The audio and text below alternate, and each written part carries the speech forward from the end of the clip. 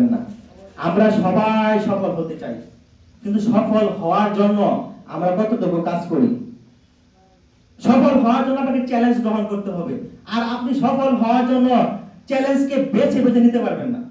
বেছে বেছে চ্যালেঞ্জ গ্রহণ করে তো সফল হতে পারবেন না। সব চ্যালেঞ্জ গ্রহণ করতে হবে, সেটা ভালো হোক, খারাপ হোক, কঠিন হোক, হালকা হোক, পাতলা হোক।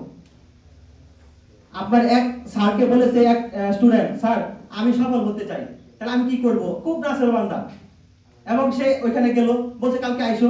উনি ফজরের সময় আসতে বলছে, উনি গেছে, গিয়া উনি বলছে আমি যা করি তুমি তাই করবা। ও পুকুরে নেমে গেছে, সাগরে নামছে, নামার পরে ও বলতেছে যে আমি এখন ডুব দিব, তুমিও ডিপ দিবা। এক ডুব দিছে, উঠছে, ওই ডুব দিছে, বলছে আবার ডুব দিতে হবে, দেখো তো দেখি ডুব কেমন দিতে হয়। ও ডিপ দিছে, ওর গাড়া সাথে চেপে ধরছে। ওই শিক্ষক তার গাড়ি কি করছে? চেপে ধরছে। দৌড়ছে তো দৌড়ছে, মানে ওরা কি মারা ফেলবে। সেই কথা হচ্ছে আমাকে ডিস্টার্ব করো, শান্তি মারা ফেলবো, চাপ দিছে। কত খারাপ শিক্ষক দেখেন, মারা ফেলবে। তো ও কি করছে? জীবনের শেষ চেষ্টাটুকু করে এক ধাক্কা দিয়া ওইটাই তো দৌড়।